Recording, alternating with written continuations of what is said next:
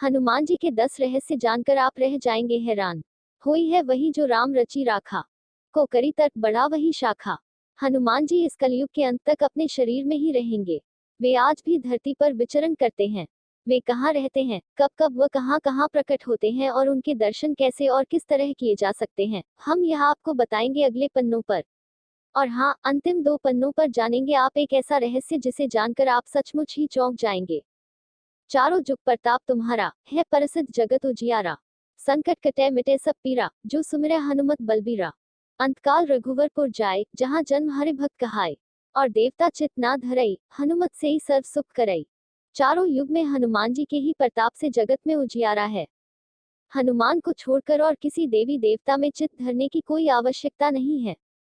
द्वंद्व में रहने वाले का हनुमान जी सहयोग नहीं करते हैं। हनुमान जी हमारे बीच इस धरती पर सशरीर मौजूद हैं। किसी भी व्यक्ति को जीवन में श्री राम की कृपा के बिना कोई भी सुख सुविधा प्राप्त नहीं हो सकती है।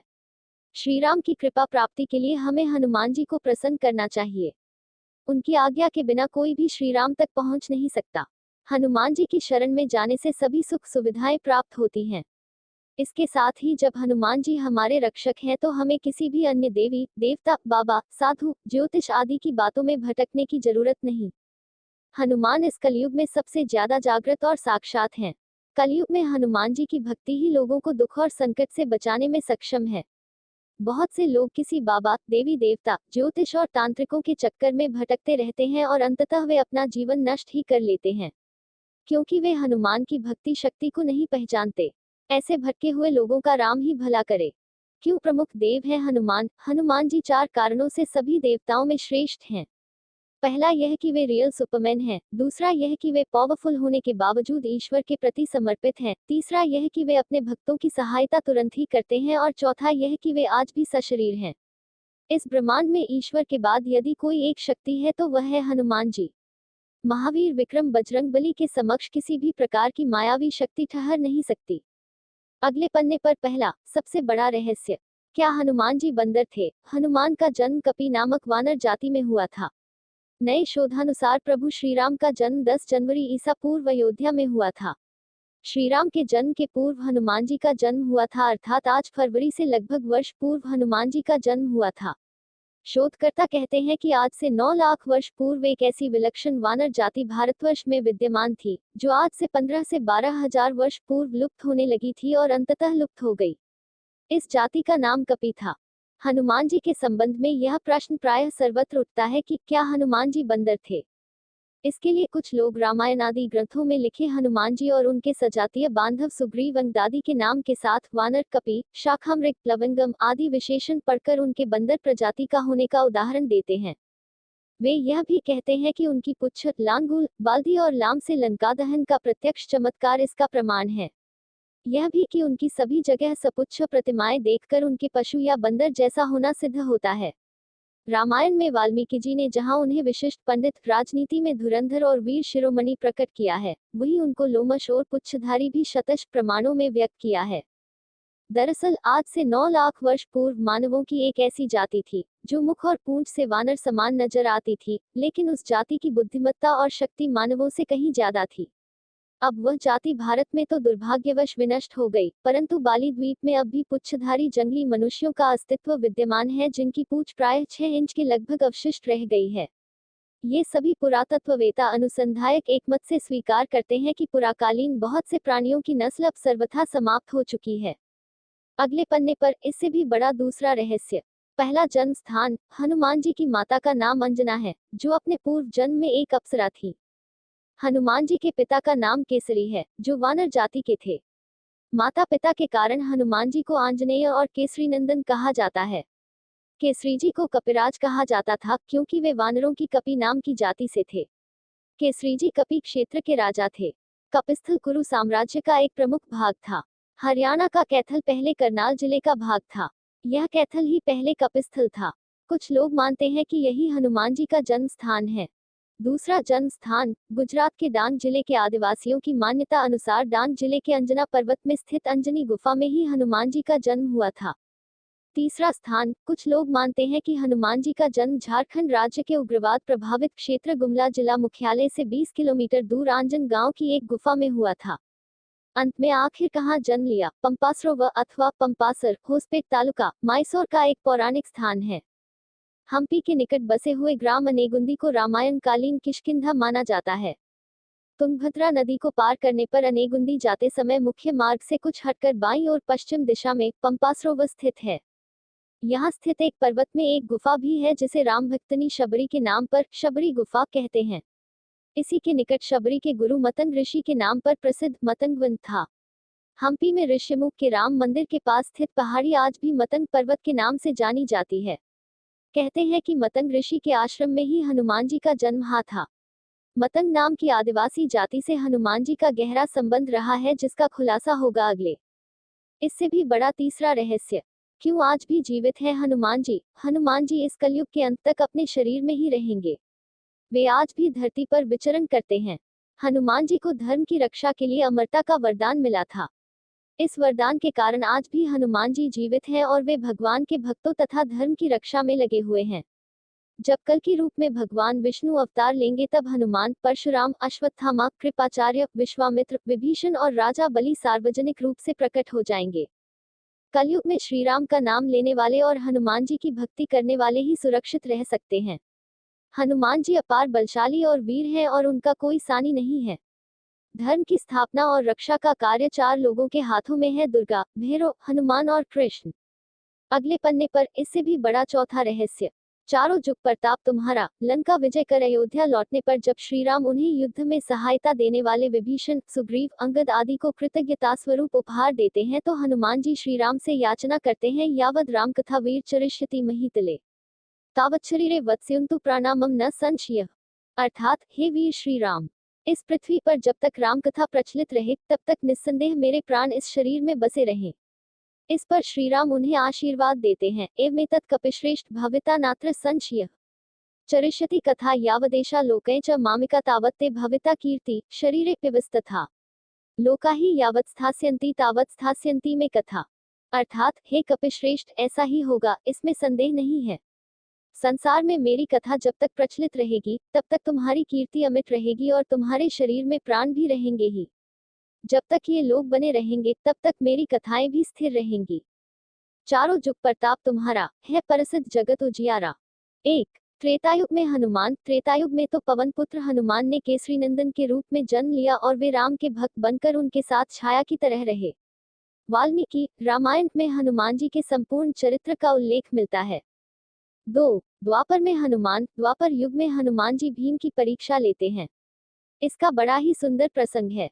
महाभारत में प्रसंग है कि भीम उनकी पूंछ को मार्ग से हटाने के लिए कहते हैं तो हनुमान जी कहते हैं कि तुम ही हटा लो, लेकिन भीम अपनी पूरी ताकत लगाकर भी उनकी पूंछ नहीं हटा पाते हैं।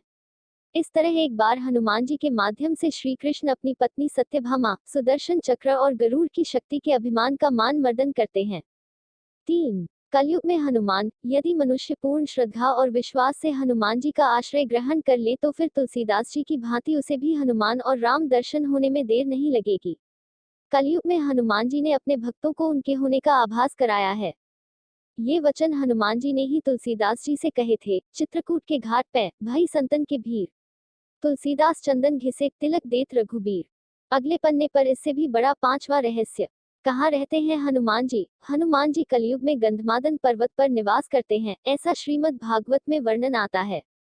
उल्लेखनीय है कि अपने अज्ञातवास के समय हिमवंत पार करके पांडव गंधमादन के पास पहुंचे थे।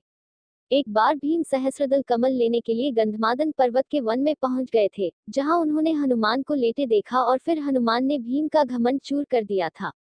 यत्र यत्र रघुनाथ कीर्तन तत्र कृत मस्तकांजलि बाष्पवारी परिपूर्ण लोचन मारुत नमत राक्षसांत। अर्थात, कलयुग में जहाँ जहाँ भगवान श्री राम की कथा कीर्तन इत्यादि होते हैं वहाँ हनुमान जी गुप्त रूप से विराजमान रहते हैं।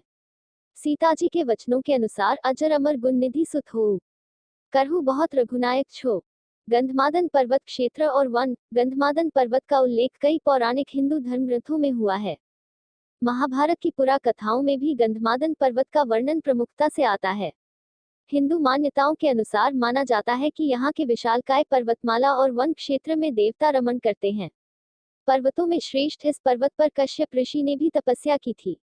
गंधमादन पर्वत के शिखर पर किसी भी वाहन से नहीं पहुंचा जा सकता। गंधमादन में ऋषि, सिद्ध, चारण, विद्याधर, देवता, गंधर्व, अप्सराएं और किन्नर निवास करते हैं। वे सब यहाँ निर्भीक विचरण करते हैं। वर्तमान में कहाँ है गंधमादन पर्वत? इसी नाम से एक और पर्वत रामेश्वरम के पास भी स्थित है, जहाँ से हनुमान जी ने समुद्र पार करने के लिए छलांग लगाई थी, लेकिन हम उस पर्वत की नहीं बात कर रहे हैं। हम बात कर रहे हैं हिमालय के कैलाश पर्वत के उत्तर में, दक्षिण में केदार पर्वत है स्थित गंधमादन पर्वत की।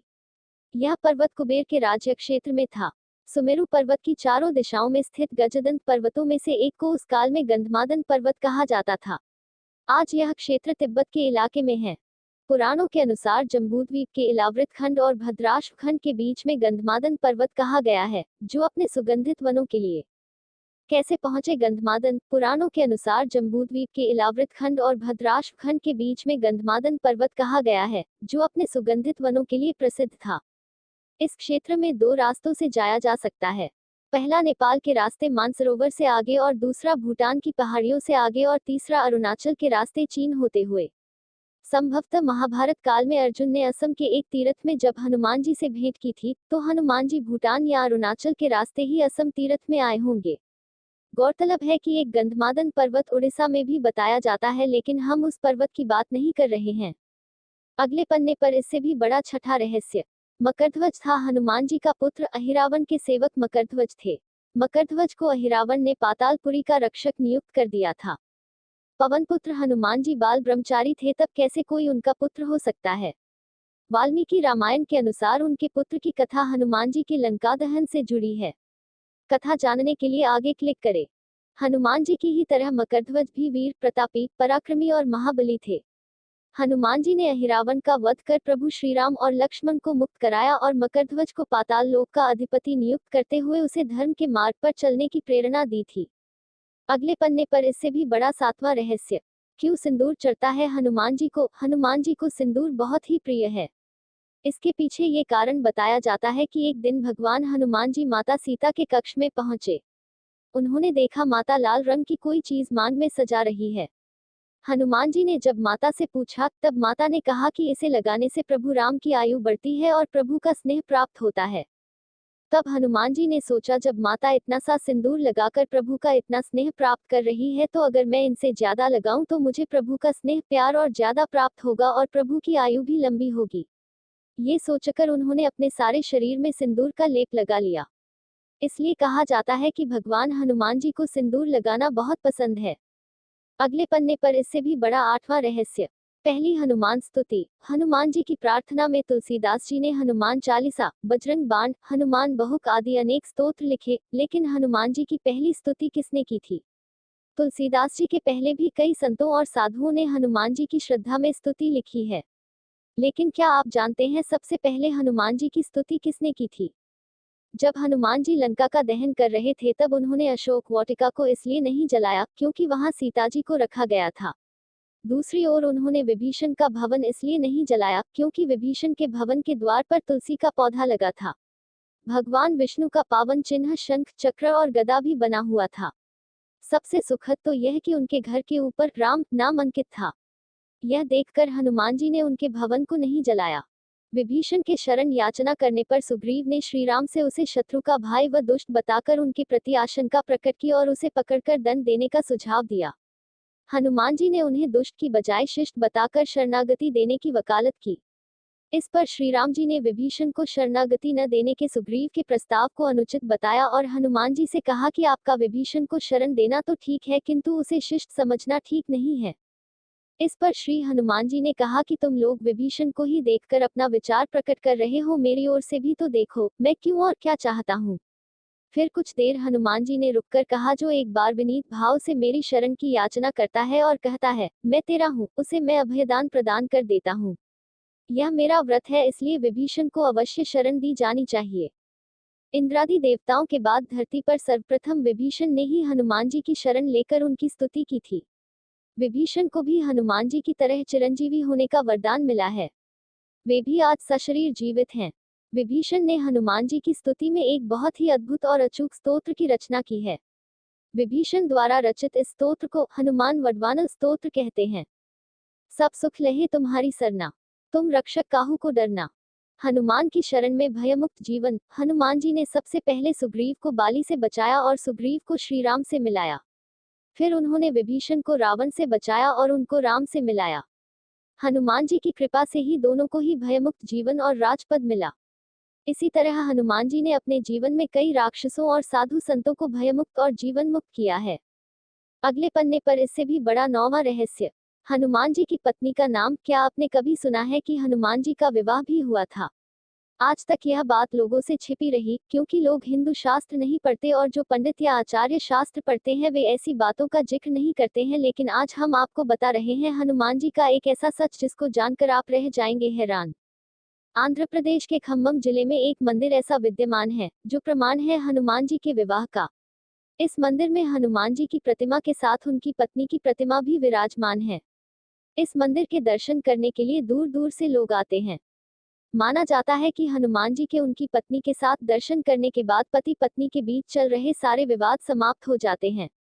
उनके दर्शन के बाद जो भी विवाद की शुरुआत करता है उसका बुरा होता है। हनुमान जी की पत्नी का नाम सुवर्चला था। वैसे तो हनुमान जी बाल ब्रह्मचारी हैं और आज भी वे ब्रह्मचर्य के व्रत में ही हैं। विवाह करने का मतलब यह नहीं कि वे ब्रह्मचारी नहीं रहे। कहा जाता है कि पराशर संहिता में हनुमान जी का किसी खास परिस्थिति में विवाह होने का जिक्र है। कुछ विशेष परिस्थितियों के कारण ही बजरंगबली को सुवर्चला के साथ विवाह बंधन में बंधना पड़ा। इस संबंध में एक कथा है कि हनुमान जी ने भगवान सूर्य को अपना गुरु बनाया था। हनुमान जी भगवान सूर्य से अपनी शिक्षा ग्रहण कर रहे थे। सूर्य कहीं रुक नहीं सकते थे, इसलिए हनुमान जी को सारा दिन भगवान सूर्य के रथ के साथ साथ उड़ना पड़ता था और भगवान सूर्य उन्हें तरह तरह की विद्याओं का ज्ञान देते। लेकिन हनुमान जी को ज्ञान देते समय सूर्य के सामने एक दिन धर्म संकट खड़ा हो गया।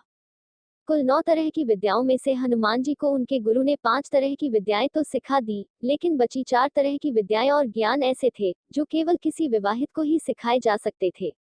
हनुमान जी पूरी शिक्षा लेने का प्रण कर चुके थे और इससे कम पर वे मानने को राजी नहीं थे।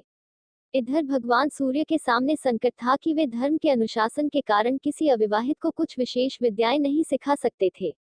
ऐसी स्थिति में सूर्यदेव ने हनुमान जी को विवाह की सलाह दी। अपने प्रण को पूरा करने के लिए हनुमान जी ने विवाह करने की सोची, लेकिन हनुमान जी के लिए वधू कौन हो और कहां से वह मिलेगी, इसे लेकर सभी सोच में पड़ गए। ऐसे में सूर्यदेव ने अपनी परम तपस्वी और तेजस्वी पुत्री सुवर्चला को हनुमान जी के साथ शादी के लिए तैयार कर लिया। इसके बाद हनुमान जी ने अपनी शिक्षा पूर्ण की और सुवर्चला सदा के लिए अपनी तपस्या में रत हो गई। इस तरह हनुमान जी भले ही शादी के बंधन में बंध गए हो, लेकिन शारीरिक रूप से वे आज भी एक ब्रह्मचारी ही हैं। अगले पन्ने पर सबसे बड़ा रहस्य, 10वां रहस्य। एक वेबसाइट का दावा है कि प्रत्येक 41 साल बाद हनुमान जी श्रीलंका के जंगलों में प्राचीन काल से रह रहे आदिवासियों से मिलने के लिए आते हैं। वेबसाइट के मुताबिक श्रीलंका के जंगलों में कुछ ऐसे कबीलाई लोगों का पता चला है जिनसे मिलने हनुमान जी आते हैं। इन कबीलाई लोगों पर अध्ययन करने वाले आध्यात्मिक संगठन सेतु के अनुसार पिछले साल ही हनुमान जी इन कबीलाई लोगों से मिलने आए थे। अब हनुमान जी 41 साल बाद आएंगे। इन कबीलाई या आदिवासी समूह के लोगों को मातंग नाम दिया गया है। उल्लेखनीय है कि कर्नाटक में पंपा सरोवर के पास मातंग ऋषि का आश्रम है, जहां हनुमान जी का जन्म हुआ था। वेबसाइट सेतु एशिया ने दावा किया है कि 27 मई 2014 को हनुमान जी श्रीलंका में मातंग के साथ थे। सेतु के अनुसार कबीले का इतिहास रामायण काल से जुड़ा है। कहा जाता है कि भगवान राम के स्वर्ग चले जाने के बाद हनुमान जी दक्षिण भारत के जंगलों में लौट आए थे और फिर समुद्र पार कर श्रीलंका के जंगलों में रहने लगे। जब तक पवनपुत्र हनुमान श्रीलंका के जंगलों में रहे, वहां के कबीलाई लोगों ने उनकी बहुत सेवा की। जब हनुमान जी वहां से जाने लगे तब उन्होंने वादा किया कि वे हर 41 साल बाद आकर वहां के कबीले की पीढ़ियों को ब्रह्म ज्ञान देंगे। कबीले का मुखिया हनुमान जी के साथ की बातचीत को एक लॉग बुक में दर्ज कराता है। सेतु नामक संगठन इस लॉग बुक का अध्ययन कर उसका खुलासा करने का दावा करता है। जाते जाते कैसे प्राप्त करें हनुमान जी की कृपा, जानिए अगले पन्ने पर। हनुमान दर्शन और कृपा। हनुमान जी बहुत ही जल्द प्रसन्न होने वाले देवता हैं। उनकी कृपा आप पर निरंतर बनी रहे, इसके लिए पहली शर्त यह है कि आप मन, वचन और कर्म से पवित्र रहें, अर्थात कभी भी झूठ न बोलें, किसी भी प्रकार का नशा न करें, मांस न खाएं और अपने परिवार के सदस्यों से प्रेमपूर्ण संबंध बनाए रखें। इसके अलावा प्रतिदिन श्री हनुमान चालीसा या श्री हनुमान वडवानल स्तोत्र का पाठ करें। मंगलवार और शनिवार के दिन हनुमान जी को चोला चढ़ाएं। इस तरह ये कार्य करते हुए नीचे लिखे उपाय करें। हनुमान जयंती या महीने के किसी भी मंगलवार के दिन सुबह उठकर स्नान कर साफ कपड़े पहने, एक लोटा जल लेकर हनुमान जी के मंदिर में जाएं और उस जल से हनुमान जी की मूर्ति को स्नान कराएं। पहले दिन एक दाना साबुत उड़द का हनुमान जी के सिर पर रखकर 11 परिक्रमा करें और मन ही मन अपनी मनोकामना हनुमान जी को कहें, फिर वह उड़द का दाना लेकर घर लौट आए तथा उसे अलग रख दे। दूसरे दिन से 1-1 उड़द का दाना रोज बढ़ाते रहें तथा लगातार यही प्रक्रिया करते रहें। 41 दिन 41 दाने रखने के बाद 42वें दिन से 1-1 दाना कम करते रहें। जैसे 42वें दिन 40, 43वें दिन 39 और 81वें दिन 1 दाना। 81वें दिन का यह अनुष्ठान पूर्ण होने पर उसी दिन रात में श्री हनुमान जी स्वप्न में दर्शन देकर साधक को मनोकामना पूर्ति का आशीर्वाद देते हैं। इस पूरी विधि के दौरान जितने भी उड़द के दाने आपने हनुमान जी को चढ़ाए हैं, उन्हें नदी में प्रवाहित कर दे।